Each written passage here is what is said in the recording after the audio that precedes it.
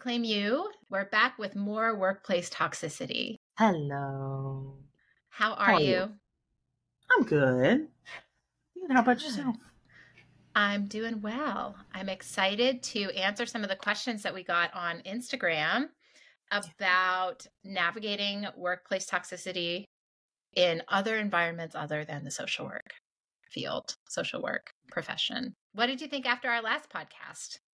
I might have had a nightmare or two, from back in the day. Made it all really raw and fresh. Yeah, but I do have, I think it's gratitude.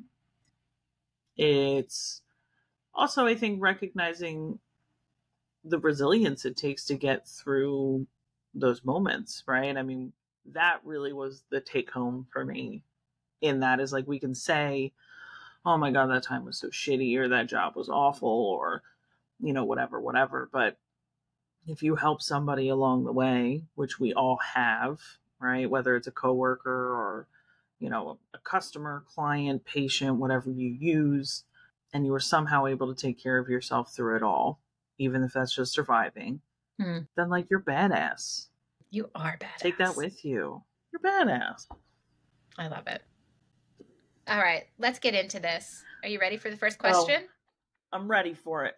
Bring it on. All right. First question is how to navigate when the higher-ups are not listening and just making things worse. I think we can all relate to that. What a common issue. Yeah, it's so toxic. So common and so toxic. Yeah. I mean, I'm thinking like anyone I've ever come across in life who is a working person has said something along the lines of management this and management that. And like, there's so much separation between, higher ups and people at the bottom. I mean, I think it's part of it is understanding why that might be happening. Right. And I think a lot, this question in particular, you get real, and maybe not real exciting or real happy, but, understanding things are a business, right? And, the bottom line is money, which means either clients served, customers paying for things, amount of contracts, and then a lot of people who are the higher ups, right, have higher ups above them. Right? So recognizing that, the people you see on a day-to-day basis might not actually be making the decisions. And number two, like, what is the goal? Like, if the goal is to take care of employees, great. But most of the time it's not. Right. The goal is to make money the quickest way, the fastest way, the most efficient way. And that's just it. And whether you're talking about social work, or you're talking about accounting, or you're talking about a product, that's the bottom line. So I think accepting the harsh reality that people making decisions that aren't helpful for you is because you're probably not the most important part of the business. Yeah. And that's awful. I'm not saying that's right. That sucks. That's a blow. And I think we all know it, right? Like, yeah, you serve the business. You probably make the business a certain amount of money, which is really what they care about. Exactly. Right. And you get money for your time served. I think that's important to remember, everybody. Money for time served, time spent, not extra, not outside of your business hours, So when people are making decisions, I guess it depends on what the decision is, right? Or choices are. If they're things that are harming the business, unless you have a stake in the business, I think the healthiest thing to do is realize that that is not your responsibility. I'm sure you have a better way of doing that or taking care of that, whatever. If it's making your job harder, number one, have we done anything to share that with someone? Right? Is that safe for you to do? Number two, have you talked to colleagues about it, your coworkers? Is that something that they're seeing? That can give you some validation that you're not the only one seeing it. And then if you've done all you can, you have some camaraderie, I think coming to the place of acceptance that that might be the way things are for a while. Mhm. And how are you going to take care of yourself throughout it? Mhm. Yeah. Are you going to commiserate with your coworkers? Are you going to have boundaries around your work hours or when you're available, how often you check your email? All of those things I think is important. And to a certain extent, I've had jobs where I've had to tell myself it's a means to an end. Right? Is this going to Yeah. give me experience, something good on my resume? Is it going to, give me the money I need to do something in my personal life? Like, Mhm. looking at a job as being a means to an end is sometimes a good survival strategy. Do you Yeah. want that to be forever? Do I encourage that as a therapist? No, absolutely not. Mhm. Right? I want you to have some stake in that. But I think at the same time, if it's something that you don't have an option, looking at that as a stepping stone. Mhm. Absolutely. I think it's so frustrating when workplaces, they have like a comment box of like, how Oh, can we make this place better? Right? The CEO, CFO, COO, all of the OOs, EOs, whatever, are going to reflect on this and make a better culture, right? So everyone fills out the comment box and there's this like spark of hope that things are going to change. And then you wait and you wait and you wait and you wait and nothing changes. There's another blow of like, am I even being heard? Am I being listened to? Do they care about me? Do they care about the culture? And maybe they care and maybe they don't have the bandwidth or the energy to actually do something about that care. And they also may not care. right. Mhm. Or see Yes. that there's a problem because they're so Right. focused on profitability. How are we going to make the next whatever growth, whatever it is that your workplace is primed to do? That could Mm. be the focus of those higher ups, which sucks. It absolutely sucks. It's so funny that we're talking about this right now because my husband and I are watching Superstore. If you've ever heard of Mm. that show, it has America Ferrera in it, Yes. Okay. Now I know and which one you're talking about. Yeah. yeah, so it's based off of that Superstore that we won't mention, and like all of the things that we're talking about right now. So like comment boxes and like those corny things that higher ups try to encourage, like you know competitions between different stores and different things to Hmm. like build camaraderie, and realizing that it doesn't actually accomplish anything. It's more an illusion Hmm. to keep people involved and keep people in this place, Hmm. right? And capitalism, that's the point. Yeah. The point is to keep the worker working, to keep you always running to the next best thing, always wanting more so you achieve more, but not actually considering what it takes to get there and how like much your body goes through and your mind goes through. And Hmm. you know they make light of it in that show, but Hmm. maybe if you're feeling a certain way, watch Superstore. Uh-huh. Get a little laugh or two. Feel seen a Yeah, but little I bit. feel seen a little bit, make light of the situation, but also realizing that though you may work in a certain environment, we live within the large umbrella of capitalism, Hmm. right? And that is what dictates all of these societal pressures and, you know, environments within workplaces that create the illusion of something when the reality is that you are struggling, Yeah. right? So making sure that like your job is not your means of identity, Yeah. to make sure that your job is not a means of, you know, worth. Yep. And, you can get tripped up in that whether you like your job, hate your job, whatever, Hmm. right? But making sure that you separate yourself, especially if you're not happy. Hmm. You have pockets of time within your life where you can be, Hmm. and taking that opportunity, I think, is really important. Yeah. And experiencing that opportunity. Absolutely. How are you taking Yes. care of yourself? through that struggle. And how much energy do you have to put into, a lot of people try to change the culture, right? They're on a crusade. Like I did this in my days in an agency of like, Same. how am I going to change this culture? That doesn't have to be your responsibility. It doesn't have to Nope. be. Do you have the energy for it? Is it going to burn you out even more? Is it going to frustrate you more? Does it feel like you're spinning your wheels? How are you going to take care of yourself through not being heard, not being seen, not being valued, right? Because that can trigger a lot of stuff from earlier in our lives for some people. So a therapist, keeping up with your friends and sharing what's going on, right?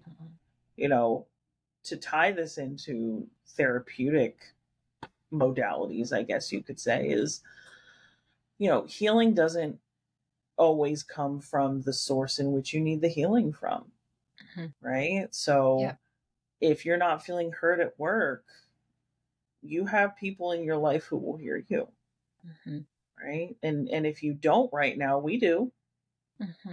Like, shout out to us. Reach out to us on Instagram.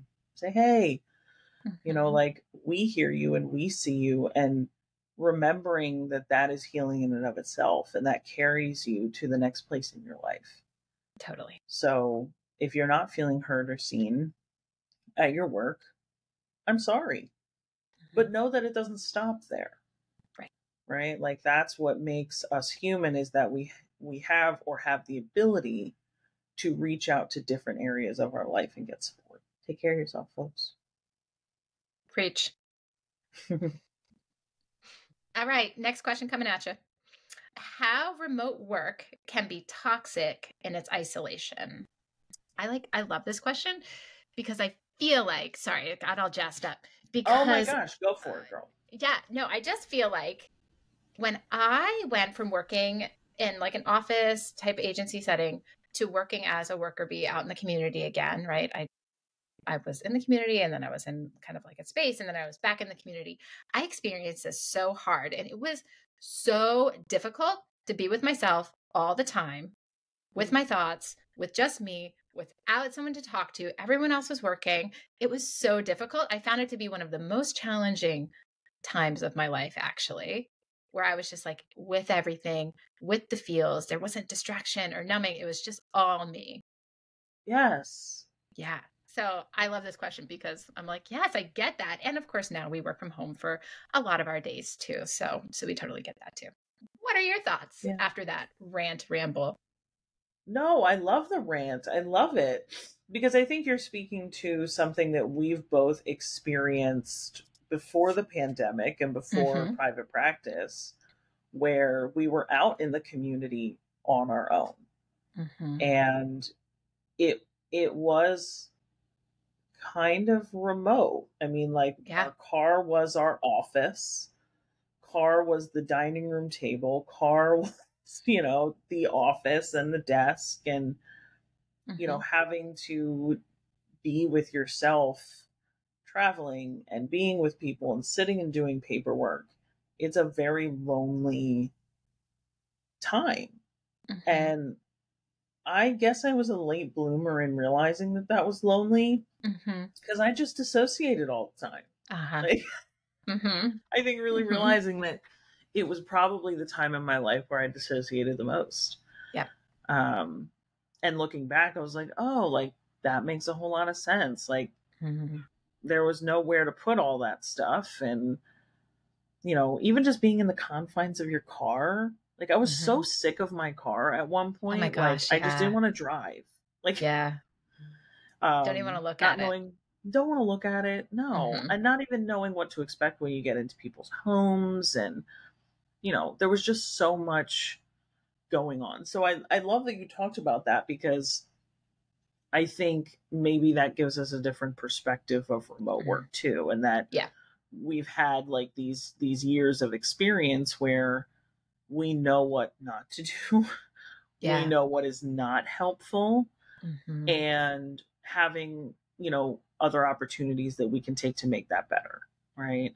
I think we know a lot of the recommendations, right? It's like making sure that you have a space where you can take care of yourself, and all of these things that you can do internally. But how do you deal with the isolation? Get out. Yeah, Like, gotta go. get out when you can, right? Mm-hmm. Like, it's so easy for me after work to just like, I'm just gonna like watch YouTube or like just Uh-huh. like fiddle around in here. But Mm-hmm. it's not helpful. No. It doesn't, no. Being able to have something to look forward to, Like planting pockets of play into your day pockets of play. and Yes. guarding them quite fiercely, actually. Fiercely. I love that word. Mm-hmm.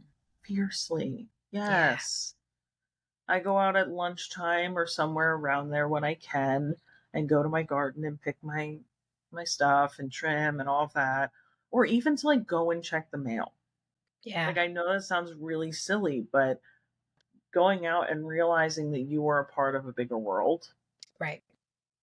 our brain really forgets quite quickly. If you think about how a lot of isolation can cause depression, it's because that idea of feeling isolated can be so quick for human beings because naturally we need socialization. Right. That's just a part of our needs. So I think number one for me is realizing that your need for socialization is a need, not a want, not a luxury. Whether that's the Wawa cashier, that's the example I always use. Like, Yeah. I talk up the Wawa cashier, whether they like it or not, like I'm sure they don't really care what Regardless I of which say, one it is. Yeah. doesn't matter. But like, people watching or looking at the sky and realizing like that's the sky that everyone else sees. Like just Yeah. something quick like that, or something as detailed as I hung out with Amanda on Friday night via Zoom, one of our dietitians, for a couple hours just to like talk and shoot the shit. And, like that felt good to be able to connect with somebody. Yeah. Having a text thread doesn't have to be work related. Like you can just be a human. Totally.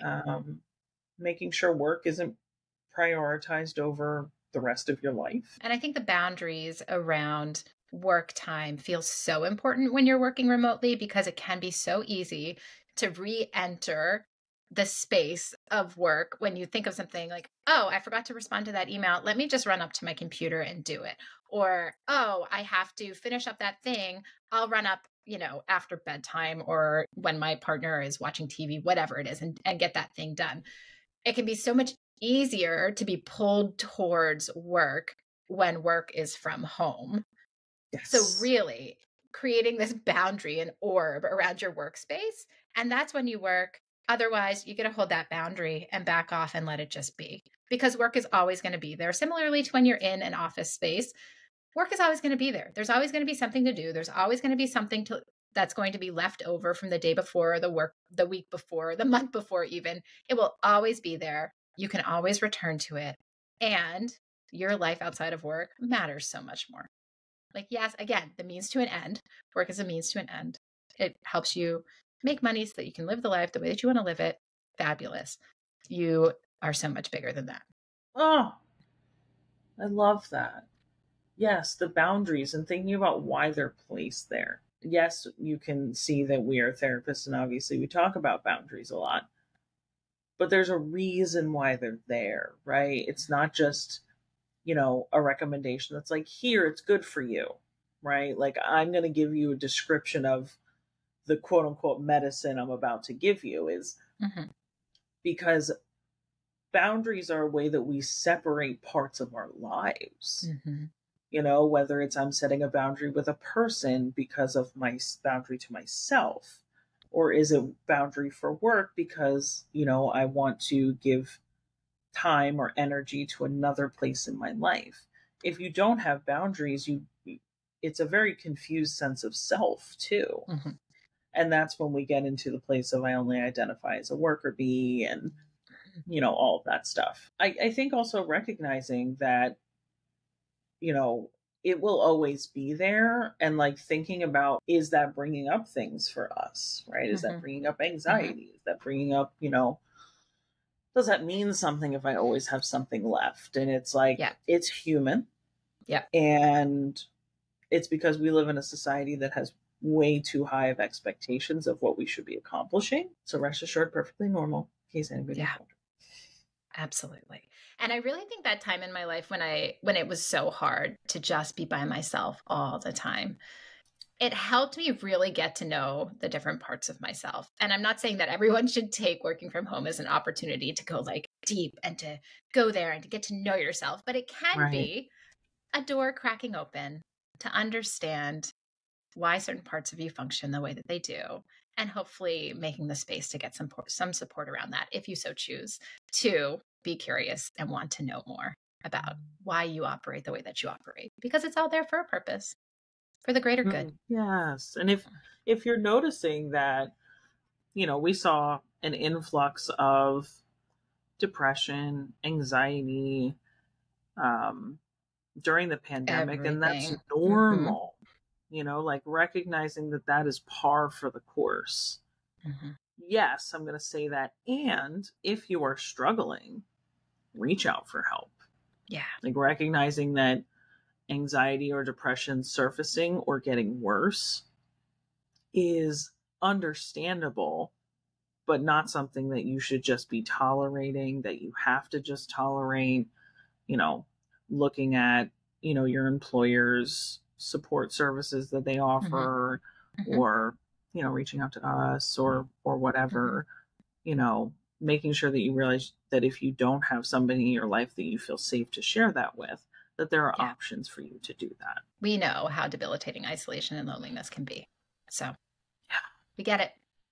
Get it. All right. The conversation around boundaries reminded me of our next question. It's not the next one, but I'm going to skip one real quick because it feels related. Feeling like you can't set boundaries around time spent working because you're the only one willing to do so, or ready to do so, maybe. Let's not be a martyr. Let's not be a crusader. I say that with all the love and compassion in my heart, though. How many of us have fallen for this? Oh, yeah. A lot, Mm-hmm. especially empaths, right? Mm-hmm. Highly I want to sensitive folks. represent, yes, I Mm-hmm. want to heal the suffering. I want to do what I can. But let's take apart that question for a minute, right? Mm-hmm. Struggling with boundaries within the work because you're the only one willing to do it. That's a problem, right? If you're the Mm-hmm. only one willing to do something and realizing Yep. that that problem is not yours. Mm-hmm. Now, if your work is contingent on those other things being done, then maybe energy served trying to figure out how that can be fixed rather than putting it on yourself Mm-hmm. would be helpful. That's a point of advocating for yourself, because if you're doing double the work and not getting paid double the pay, that's double a problem, in Yep. my opinion. Totally. Mm-hmm. But if that's an illusion, of that I'm the only person willing to do it, is it that other people aren't doing it fast enough, or they're not doing it in a way that serves you best, right? Like checking in with yourself, maybe what parts of you are coming up and how they're coming up in your workplace. And can you have that time to commiserate and communicate with the people that you work with? It's hard. It's hard to work with nobody, and it's hard to work with somebody. Like there's That's true. never a win. Yep. Like there's always going to be a struggle because you're human. That's all. Right. Right. And the parts of you that come up in work are different than the parts that come up in other places.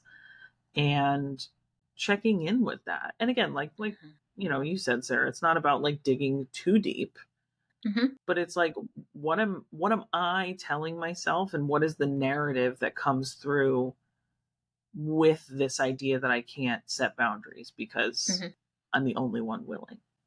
Yep. Are we having some struggles with control and feeling like we need to control the narrative and control the process? Is it that we feel like we can't speak up, that, we just have to do and just take it? Both of those are important to pay attention to. Yeah. Maybe it's checking in with a colleague, if you can, to say like, hey, like this is what I'm struggling with. Have you struggled with this before? Mm-hmm. Right? And how have you dealt with that? Realizing that there's someone that's probably dealt with this challenge before you, and really using, the people before us and the mentorship before us to get to a place of understanding. It's a hard Absolutely. one. It is a hard one. And I'm just thinking about family dynamics because I think a lot of times, especially small agencies, maybe not big corporations, but dynamics can be played out from the top, right? That are part of people's history that then trickle down into relationships in the workplace, all of those things. And the same thing for us when we're feeling like we have to be the one to change the culture or save the colleagues or whatever it is. It's interesting to get really curious about how has that shown up otherwise in your life, Mm. right? Were you responsible for people's feelings or did you feel responsible for people's feelings as a young person in the world? Just an opportunity to get a little curious about, all right, I felt this way before. Maybe this doesn't have to be my responsibility this time. Maybe I can set boundaries just for me and not the greater community. Sometimes you will. That's fine too. But lots of times, if you can do it for yourself, it's all about you. We want you to feel better. Yes. Yeah. Ooh, we're going deep, right? I'm thinking about perfectionism. I'm thinking about like a nervous system response, but also like family dynamics and how are the things that no longer serve you today have served you in the past, right? The idea of Yeah. being the martyr or, the person that fixes, that might have made you feel safe back then. Right. And maybe to a point, doing the thing you do at work makes you feel safe because we haven't entertained another idea. Yeah, Yep. valued. And so I think when we look at things, especially if we're not having the support of, a therapist or something like that, is to start off really small, like harm reduction. Can you leave that one project until tomorrow? Yeah. With a plan of how you're going to take care of yourself that night. Right. And just entertain it. Right. It's an opportunity missed if we don't. Yeah. But realizing you can always go back and do what you were doing before. But have we ever experienced what it's like to take ownership of that part of our lives? Maybe not, and is it safe to do that in your specific workplace too? I think that's a big problem. And it needs to kind of be in the forefront too, is like some of these toxic workplaces are extremely toxic and your employment is on thin ice every single day. Those are the times where like maybe this is not the time to be doing that, and maybe we're looking at like crisis intervention, like how are you taking care of yourself? Are you sleeping? Are you eating? All of those things. But good, I love this conversation. It can always get deep. We can always go there. All right, last question. Getting caught up in the hustle, and this feels kind of similar, getting caught up in the hustle of doing more and achieving more. Shit is a hustle. It's a hustle. It's a hustle. Oh, I mean, there's so much that comes up with that one question, right? Oh, yeah. Scarcity mindset, value, self-worth, fear of a lot of things. Yeah. Yeah. Fear of not being good enough, fear of missing out, big FOMO coming through, comparison, a lot of things that can drown you. I think really paying attention to what drives that. Yeah. Right? What drives that need to keep going? Is it the culture? Right? We talk about this, in regards to our food and body folks, right? Is like always that push to do more and to do better, quote unquote. And what does that achieve for you? A sense of self, a sense of value, a sense of worth, is it helping you distract yourself from another part of your life that isn't making you happy? Yeah. Is that the one successful thing with a lot of the other places in your life that you're struggling? I think it's really easy because you go on social media or you talk to people in your life and they're doing something cool or better. They got more money or this or that or whatever. It's natural to feel something about that, but it's how are we separating feeling from acting? I think that's what's helped me the most is like, being able to realize that I can tolerate feeling not good enough, and I can soothe that in my life by recognizing that whatever I am here is enough. Where did I learn that I had to do something for that? And, realizing how much I've been through in my life, but realizing for everyone else how much you've been through in your life. And geez, like we were talking about being badass before, one more, bonus or one more this is not going to change how badass you are. Right. It just is. And thinking about what that means, like what the hustle is representing. Is that more money? Is that more, hours worked or status, right? How hard you're working. Who told you needed to do that? Somebody did. Pay attention to that. Totally. Do they run your life anymore? Do they have to run your life? It's non-linear, though. We're all suckers to that every once in a while. Oh, yeah, totally. Can get hooked in real easy. Yeah, just have your life jacket, right? If you get in, what are the things that help you get out? Is it going back to your values, right? I have some Post-its on my wall in front of me. And one is I'm not my job. Because I need to remember that. Yeah. Right? Especially for, people who are happy in their jobs and they feel a lot of value, that can also be a dangerous place to be. Yeah, when you actually deeply love what you do. It's just as slippery as a slope. Slippery as slope as anything else. And, I have these quotes here to remind me of those when I get in those places. And, my husband, reminding me, get out of your office and let's go do something this weekend or whatever. Remembering, oh my gosh, I'm so much more than that. So I think, to pose for this question is, who are you outside of your job? And maybe thinking about how to represent that in your life.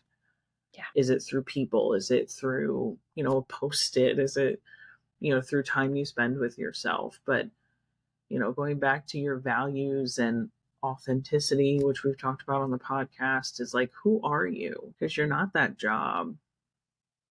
Just like you're not that number on the scale, and you're not, all the shitty things that have happened to you in your life. You get to choose who you are. And I think that's important to remember. Beautifully put. Good questions, though. I know. Great questions. Great question. Any other thoughts about workplace toxicity as we wrap it up? It's hard. I think it's, remember who you are in all of the chaos. Use that as a guide. Always. All right, everyone. Let us know your thoughts. If this was helpful, if you have more questions on workplace toxicity, we could always talk more. We certainly don't have to, but we always can. So let us know your thoughts, any other comments, anything really. We're happy to hear them. And we hope that you have a good rest of your week. And we will talk to you next time.